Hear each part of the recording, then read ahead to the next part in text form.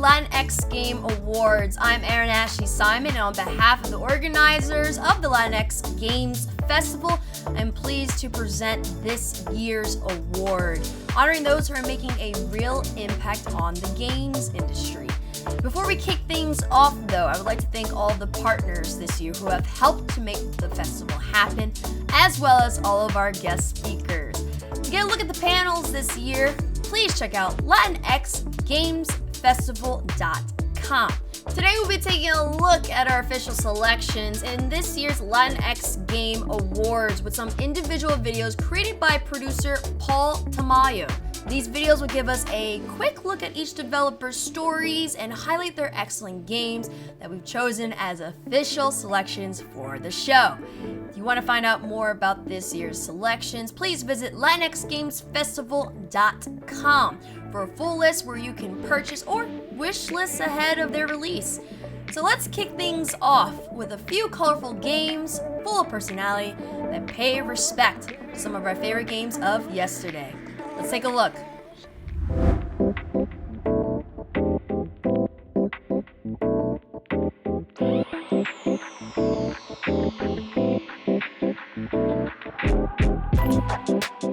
Neko Ghost Jump from Burgos Games is a charming game that mixes challenging 3D platforming, tricky puzzles, and quick combat. The game gives you the option to switch between both 2D and 3D perspectives in order to get fascinating new looks at the wonderfully handcrafted world. Players can even switch between physical and ghost forms to dive deeper into the game's puzzles. Founded by Victor Burgos in 2018, Burgos Games prides itself in creating memorable video games that are easy to pick up and yet hard to master and can be enjoyed by as many people as possible. And while Burgos Games is in full stride now, Victor's journey started a little later than some of his colleagues did. So I was a Marine for 12 years. I got out and I went to Savannah College of Art and Design, and I received my bachelor's in fine arts in game development from them. By that time, I was in my 30s, and these kids aren't 30s. They're 18, 19, 20, they're really young. So it's like a whole different aspect. First off, how do I interact with non-military people? But then also, how do I interact with, as a seasoned adult during my school time, I also was doing game jams on the side. So I was never really just waiting for an opportunity for school or after graduation. I was already knee-deep in making games. During his time as a Marine, Victor was stationed in Japan for 4 years, where he further cemented his love for video game culture. 4 years in Japan, especially as my first duty station, it was a great experience. And so I've been heavily influenced by their mole culture, their cute culture, their anime, their video games, the whole life, the whole anime. I was all in there. And so I think that it's always been a part of me, and I think it will always be. In May of 2019, for Epic Games' Spring Unreal Engine 4 Game Jam, Neko Ghost Jump was first born. The theme was the other side of the coin. So we were like, okay, well, platformers are kind of easy to do, so let's do a platform. So what's something that we can think about for platforms? Okay, so the 2D camera and a 3D camera. You can, it's other side of the coin, right? Usually it's either one or the other. Usually you're not both. But then also we were thinking about, what else can we do with this game? You have, your corporeal form, and then you have your spiritual, your ghost form. And so that's where the flip side of the coin there is okay, you got two sides to the body, then you got two sides of a camera perspective. Now, over a year later, Neko Ghost Jump is on the cusp of releasing and is an official selection for 2020's Latinx Game Awards. Thank my family, right? Honestly, I wouldn't be here either without the Marine Corps. So I would like to thank them. Those 12 years of service that I gave to them and to my country. It bettered myself, and it made me to the person I am now, made me into the leader I am now, and able to, I was able to take a lot of those leadership traits and succeed to the point I am currently. SCAD, obviously, thank you to them. The experience was fun. Learning the ins and outs of game development, game production through them was great. It was a good experience. And honestly, everyone that that I've met. The Unreal Engine 4 community has been great and fantastic. I've met a lot of fine developers throughout the years with them. And obviously, I am very thankful to my wife, who's obviously supported me over the past couple of years with this little experiment of mine. And obviously, lastly, the Neko Ghost Jump team itself, my teammates, my compatriots here, that they're all over the world, right? We've been working remotely way before COVID, and so I have team members from all over the world, and I'm very thankful for them. And I guess lastly, the fans. We had a Kickstarter, successful Kickstarter a couple months back, so I'm definitely very thankful for all our backers and supporters over the past year and a half of Neko Ghost Jump's development. Congratulations to Victor and the team for all of their continued hard work, and best of luck in their continued journey.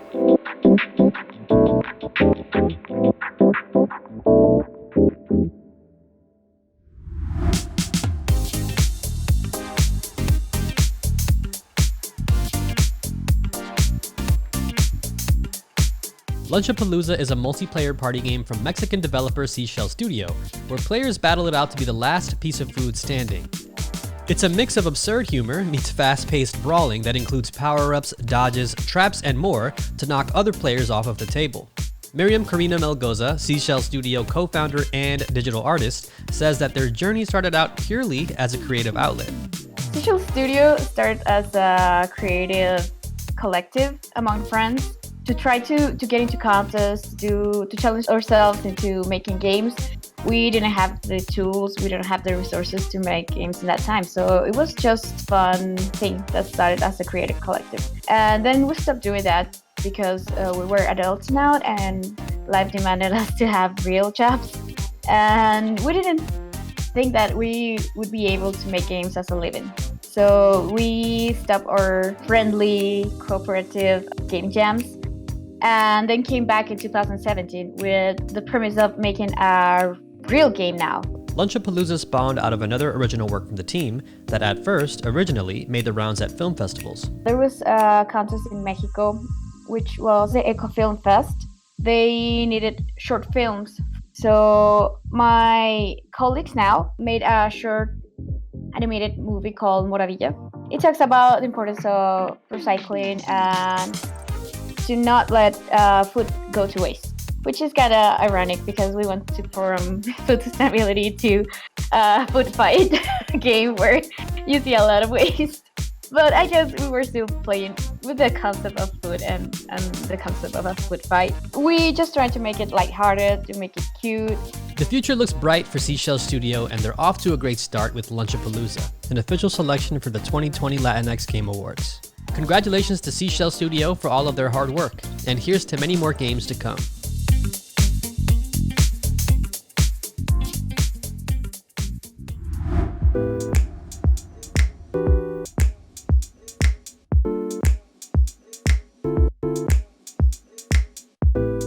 Pixel Ripped 1995 from Brazilian developers Arvory Immersive Experiences is a virtual reality nostalgia-fueled tour through gaming's golden era.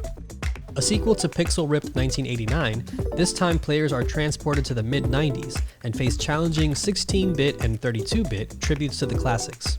The idea for Pixel Ripped came to creative director Ana Ribeiro one night in a vivid dream. It was my final project at university, and I was a 2 years master degree in England, and I was really struggling for like a long time.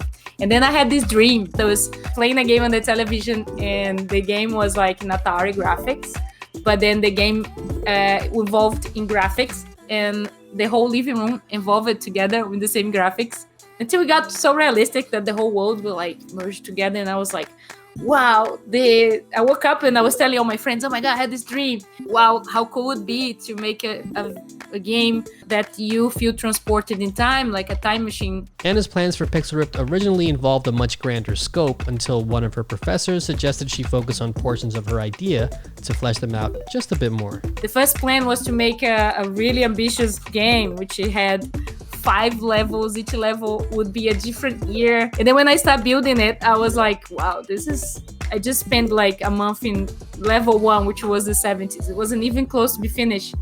And then I spoke to my teacher and he was like, why you don't do a vertical slice, right? Get the middle, it's usually good, level 3.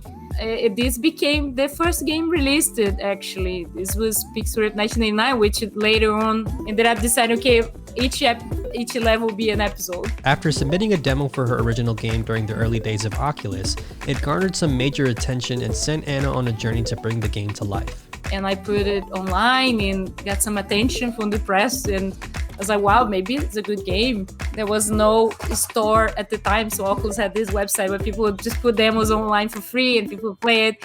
So I put the demo there, just okay, I'm gonna put it there, it's done. I done the demo, right? And it got to first place at some point, and I was, wow, it was just mind-blowing. With the demo setting the VR community ablaze, it attracted investors, there was an unsuccessful Kickstarter, a year of self-funding, and dozens of twists and turns. In 2017, she finally found Arvory, who helped get the first game across the finish line. The team also had a chance to celebrate the launch of the sequel this past summer, despite being separated from each other during quarantine. We had worked like for 2 years on this, 1.5 years on this game, and we like planning, right, to have a party together, normal. We're gonna definitely do a party when this is out. We're gonna go drinking, partying.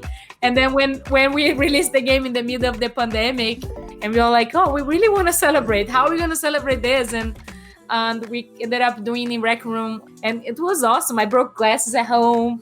We all drinking. We drink at home, but in the party, we had like champagne, pizza, people playing games, and we like flying frogs and like shooting like fireworks. And the whole team was there. We got to meet fans, and I got to do a toast at the end for the team, and I cried. It was like I thought at the end we all like realized, oh my god, this was actually the best party we could ever do for a VR game. This is perfect. I really wanna give this toast for these amazing people, the talent, they work hard. I don't have words. I cried yesterday writing a message to you guys on WhatsApp. Congratulations to Anna and the team at Arvory Immersive Experiences for their work on Pixel Ripped 1995 and for being an official selection for the 2020 Latinx Game Awards. I would like to thank especially, of course, everyone that supported me so far, and to get here, like, you're nothing without the people it helps you, right? It supports you. And I had been really fortunate to have a lot of support from friends, from family, people that believe on me when I was crazy, when I quit my job. I am really fortunate to have worked with talented people, Arvory, the team, and the talented people that work with me so far before Arvory until now. I feel really fortunate to be able to do a game and meet so many incredible people, right? That I learned so much with them. Cheers! To Let's cheers! Oh yeah, could I make one also?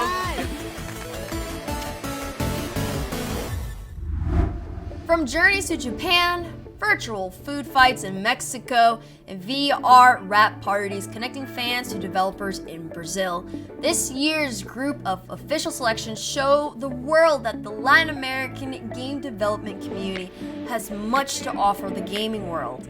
And while these next two games may feel similar in tone, they feature personal stories from very distinct perspectives inside of vibrant and hypnotic worlds.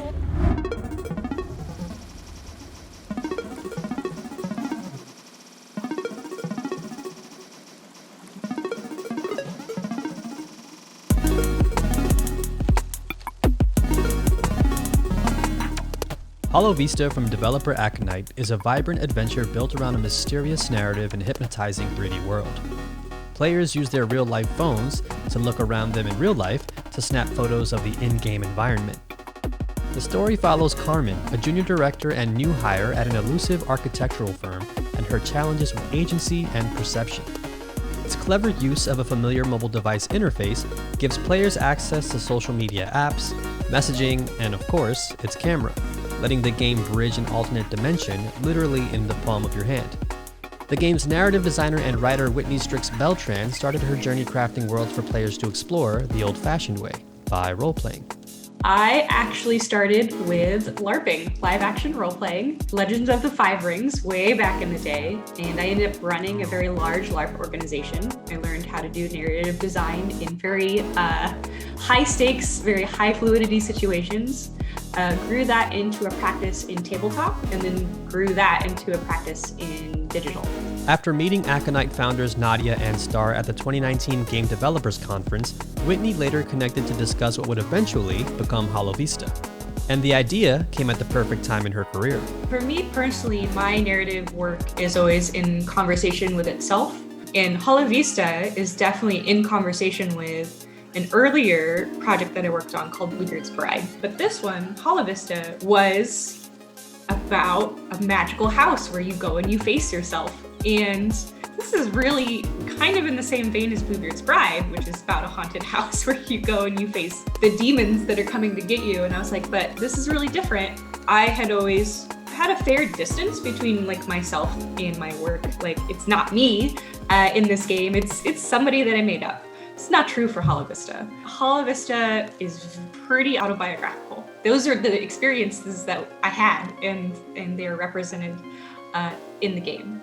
Whitney says that Holovista was inspired by things like Blade Runner, the series Maniac, and even literary genres that feature many notable Latin American authors. I love surrealism as a movement, as an art form. I love magical realism. That's a very Latin genre.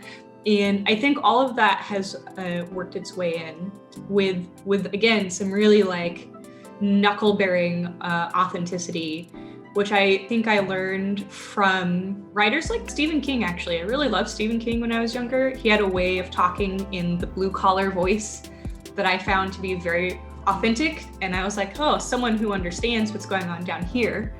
But that core lesson of like, speak with the voice that you have. And I don't do that all the time for every project, but I definitely did it for this one. Congratulations to Whitney and the team at Aconite for all of their hard work on Holovista, an official selection for the 2020 Latinx Game Awards. Best of luck on all of your future adventures.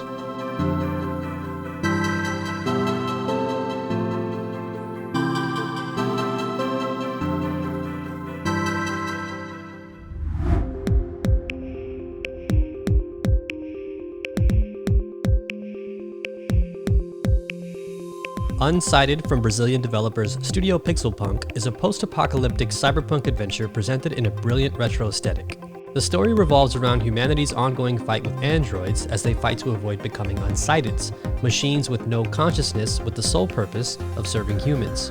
Tiani and Fernanda from Studio Pixelpunk did a lot of the work in bringing Unsighted to life.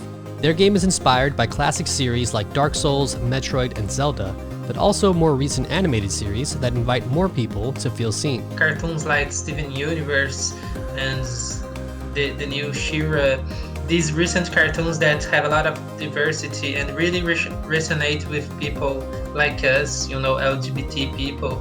So we really want to make a game like this, like in terms of gameplay that really feels like those games, but in the story, in the characters, it's able to be inclusive, so more people can feel welcomed when playing the game and when eventually participating in our community around the game. We really wanted to make a game that we saw ourselves in, and we wanted to make a game that a lot of people who don't usually see themselves in games, we wanted to make a game that those people also saw themselves in. Tiani envisions a bright future for the independent game scene in Brazil and hopes that they can be supported by their government in the future as well.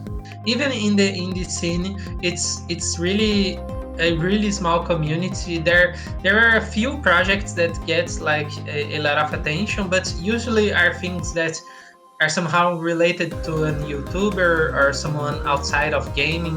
One thing that I think it's really missing here in Brazil is more support from the government, but I don't see that changing anytime in the future, because when you see the indie scene in other countries, a lot of successful studios started with some kind of government funding, and like events to show their games are usually funded by the government, and we don't have this kind of thing here in Brazil. And as far as long-term goals, we really want to keep making more games like this.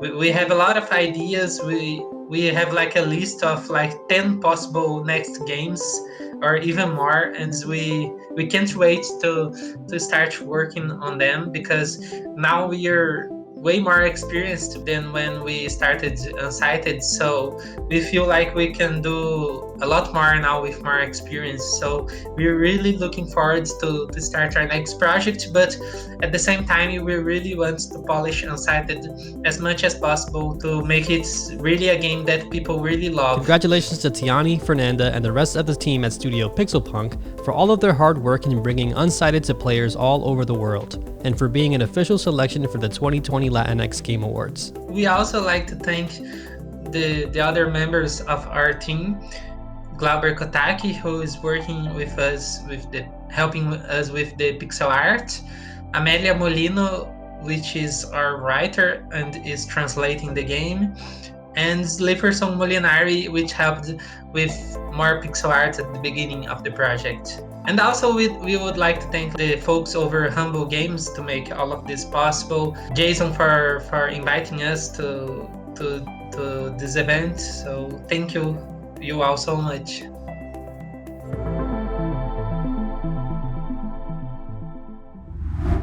Now, these two last games come from two different parts of the world, but feature deeply inspirational main characters. One is a web-slinging New Yorker who many kids will get to grow up calling their favorite superhero, and a heroic princess whose rich and fantastical world is inspired by many different sides of Colombia.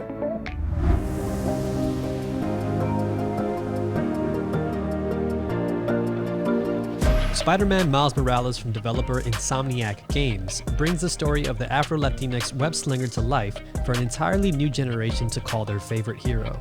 Adding to the already impressive catalog of comic books, movies, TV shows, and more, Spider-Man Miles Morales also ushers in the next generation of video games, and one that uses all of that extra horsepower to bring New York City to life in ways that bring meaning to lots of people. The game's take on Harlem is adorned with Puerto Rican flags, folks dancing to salsa, and little details that connect players to a world that feels especially meaningful. Along with being an incredible action-packed game with stunning visuals, it also connects the audience to that spirit by way of its attention to detail.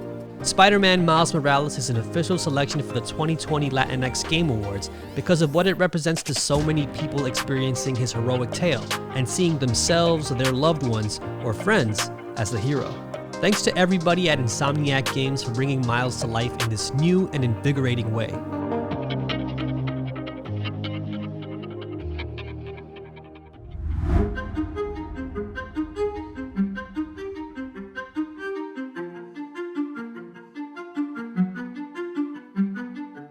Cris Tales from Colombian developers Sick Games is an upcoming turn-based RPG in a gorgeous fantasy world bursting at the seams with color and personality.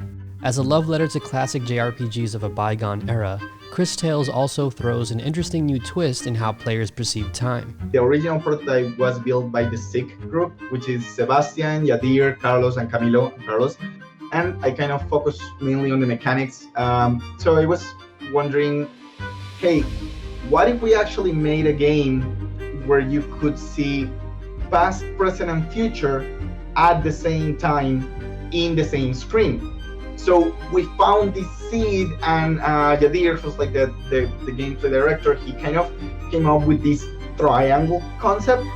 So you could actually see a lot more of the present, and definitely we loved it. Like, everyone loved just walking around and seeing how everything changed in real time as you walk by was incredible. That was like an incredible moment, and we knew we had found something.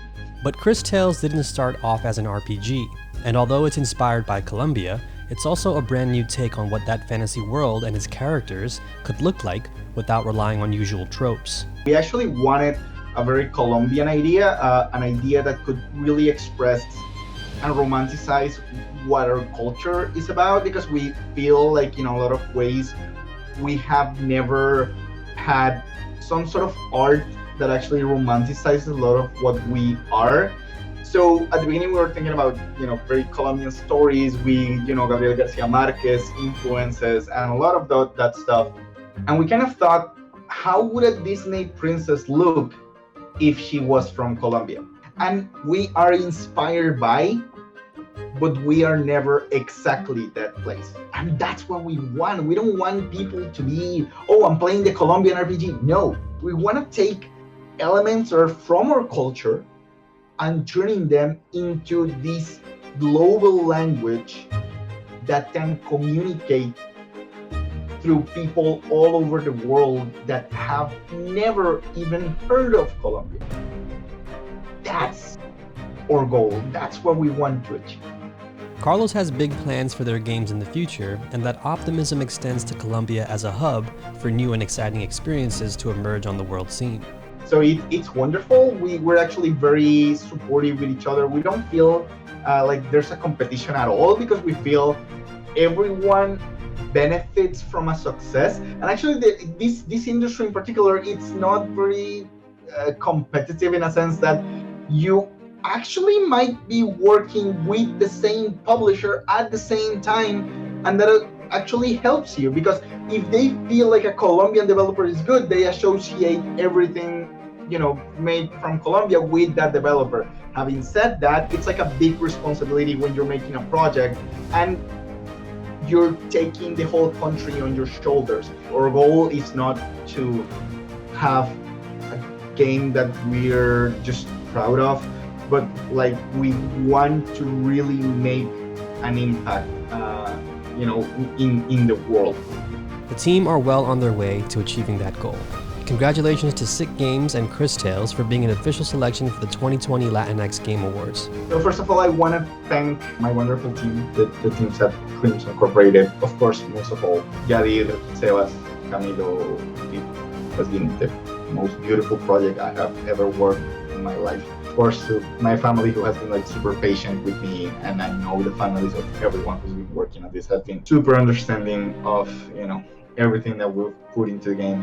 And to all the people that have wishlisted us, that have you know, pre-ordered the game, that's like the biggest compliment that we can get. So thank you to all of you that have enjoyed the game so far and trust us enough that have already bought the game even before it comes out.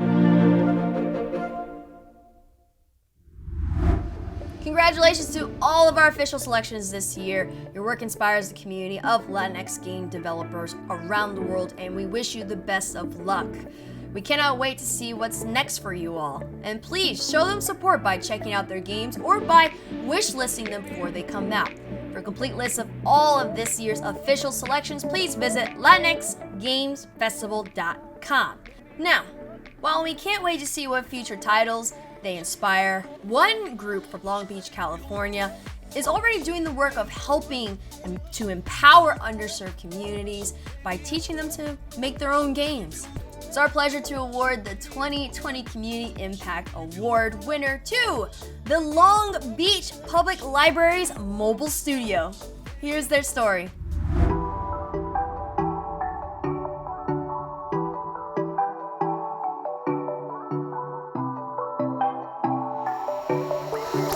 It's our honor to award the Long Beach Public Library's mobile studio with the Community Impact Award for their work in teaching students to create inside of the medium that they love the most, video games. The mobile studio is part of the library's makerspace that teaches the community how to make things using 3D printers, laser cutters, and other tools to teach the importance of design and creation, even things like programming and game design. When we first started, we had a lot of students who were into like playing video games in our space. It was hard to get them to stop. So like one of those things, you teach them what they want, right? So it just kind of started like with a series of one-off game development programs using accessible game tools. We started with a program called Construct, and every year we have this program called Make, Create, Design for students like between like 12 to 18 years old. And we teach them like kind of, you know, how to make things, how to create stuff, robotics, making mechanisms. But the pandemic created, you know, we had to do it a little bit different. So we all decided as a team that, okay, this is our time to kind of focus on game development, because the tools are all easily accessible via the internet. And at that point, we got Emily, who their mind is like completely in the game development world. So I am Emily Rose Wilder. I am a game designer, writer, cosplayer, multi-crafter. I love video games dearly with all of my heart. I was founding member of Cal State Long Beach's student-run game dev organization. I have experience kind of setting up these like multidisciplinary, multi-people like teams where students are like making games while like learning how to make games, especially like with other people. When Gabe was like, hey, I'm thinking of doing games for Make Create Design, which is like a 6-week-long thing, I was like, oh, this is an opportunity. And because our team is so interdisciplinary and so like full of jacks of all trades, it felt like such a perfect fit for us to teach some of these other skills that we have. The mobile studio also works with other organizations to teach the many different disciplines that go into creating games. With the team being composed of individual artists and creators in their own right, they also had to teach the students how crucial other disciplines are in the making of video games. This was a really great opportunity to take things like animation, storyboarding, concept art, and seeing how we can apply these things in video game development, which, you know, is really, really key in creating really good artwork for that. So for this program, we're taking those concepts and we're boiling it down to how to create something like pixel art for the video game program that we're actually using. That's really reflected in our lesson plan, is how we can best take this really big concept of concept art and animation and storyboarding, and how we can really best boil it down to something that the students could make in a couple hours. Yeah, I think another thing that we're focusing on through the art section is having the students use colors or use like everything essentially with like intention. And that kind of goes back to the whole theme of the workshop, is like Emily's portion about narrative, giving the game intention. And I just think it's such an awesome resource for young people to express themselves, or someone from any age. And there is this like visual language, and you know, we're just teaching them how to use it to express themselves. By giving their students a means to express themselves through video games, the team's work is also a wonderful step towards a brighter future for the entire industry that includes more voices. Kids just love games. Like, you hear so much about teachers having trouble like engaging their students over Zoom, over like web media. Kids are in front of webcams for 12 hours, and yet we've had no problems with engagement just because they're so excited to be making games, to be working on these things that they love to play, and now they get to make them, they get to be the game developer. It's so exciting, and like that's such a valuable thing right now for them to have, is like some way to express themselves and be creative and interact with people that isn't like draining and exhausting, because goodness knows everything else is right now. But games in general, I mean, they're an enormous industry. They're an enormous way that people get stories right now. They're the next big medium, and yet so many of the people making them are white and middle class and male and heterosexual, and the communities that we often serve with the library, because we're like a free program, because we're accessible, like are often the people that don't have access to fancy computers. They don't have access to renderers and graphics, and they don't have the free time necessarily to noodle around in programming. They don't have access to the education. So even though everyone plays games, every single community loves games and plays them, a very small portion of the world is the ones making them. And so by reaching out, by offering a free program that like kind of specifically targets underserved communities, hopefully it will tip the balance, and maybe, I don't know, maybe these kids will grow up to make games with people like them. Thanks to the Mobile Studio for all of their hard work in empowering the future of Long Beach, and congrats to winning the 2020 Community Impact Award. Yeah, we want to shout out to all our partners, Dramatic Results, Living Arts Long Beach, to the community, to the studio, to the Long Beach Public Library for allowing us to do this. Shout out to Long Beach in general, all of our patrons, all of our people. This is all for you. We're all here for you. If you are watching this and you're like, wow, I didn't know my library did this, like, come to your library, not literally right now, but online, join us, it's free, we'd love to have you. We are seeing students who are really achieving at this, and like, what can the library do to continue to nurture these creative people? So one of our goals is to create some way for the students to continuously check in, talk ideas, talk games. We want that for the students. Can we shout out to every single one of you who has been part of our workshop so far? All of you are so creative and so amazing, and everything that you've made has been just awesome, and we hope you come back and make more games with us, because we want to be a part of your game development journey, and we're so proud of you, and we're so excited to see what else you have in store. I'm gonna throw some shout outs to the whole team. Like, I've learned so much throughout this whole process. Shout out to all the different communities, like Latinx Games, the United Cambodian Community, and Living Arts Long Beach, and the Long Beach Public Library too, for letting us do this. The Long Beach Arts Council, they're also just like helping put out beautiful things into the city of Long Beach.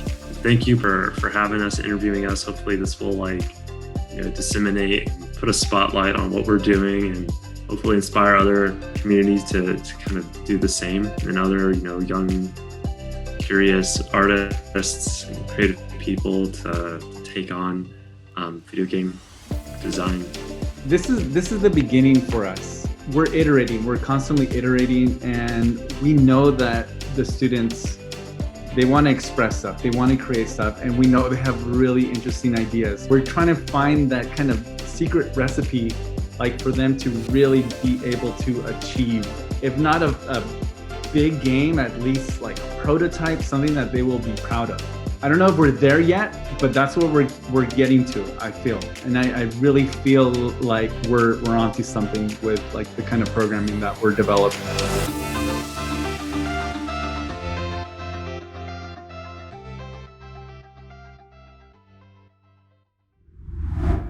Congratulations to all of 2020's award winners. Now, we know it's been a tough time, but please continue supporting the good work that the folks are doing out there by following them on social media and checking out their games if you can.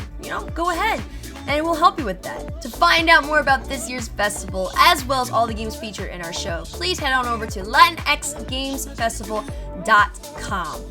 Thank you again to our partners this year, and everybody who has participated in making another successful Latinx Games Festival. I'm Aaron Ashley Simon, and once again, on behalf of the organizers of the Latinx Games Festival, thank you so much for tuning in to the first Latinx Game Awards. We'll see you all next year.